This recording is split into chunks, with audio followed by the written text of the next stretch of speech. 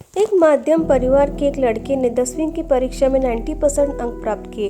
पिता ने मार्कशीट देखकर खुशी खुशी अपनी बीवी से कहा कि बना लीजिए मीठा दलिया, स्कूल की परीक्षा में आपके लाडले को 90% अंक मिले हैं। माँ किचन से दौड़ती हुई आई और खुशी खुशी बोली, मुझे भी दिखाइए, मुझे भी मेरे लाल का रिजल्ट देखना है।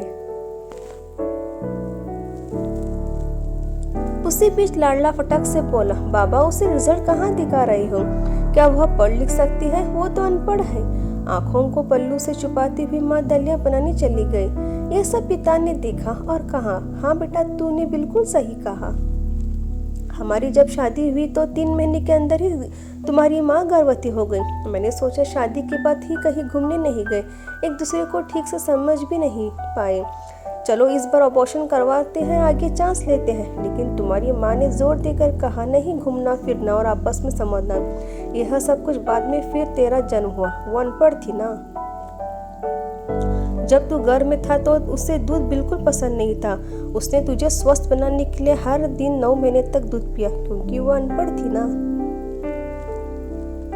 तुझे सुबह 7 बजे स्कूल जाना रहता था, इसलिए सुबह 5 बजे उठकर तेरा मनपसंद नाश्ता और डिब्बा बनाती थी, क्योंकि वो अनपढ़ थी ना।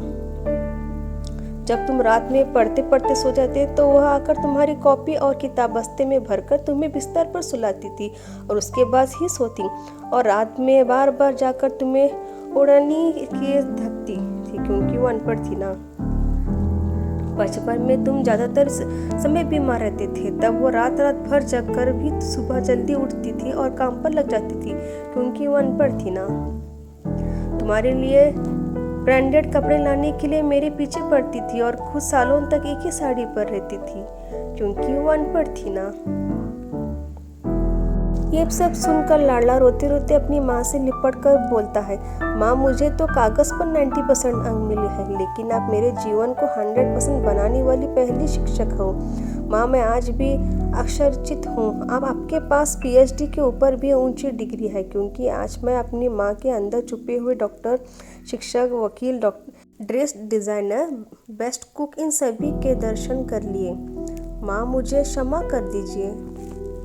बेटा, जो आपकी नज़र में पढ़े लिखे लोग हैं ना, वो सब पहले अपने स्वार्थ और मतलब देखते हैं, लेकिन अपनी माँ ने आज तक कभी नहीं देखा, क्योंकि अनपढ़ है ना।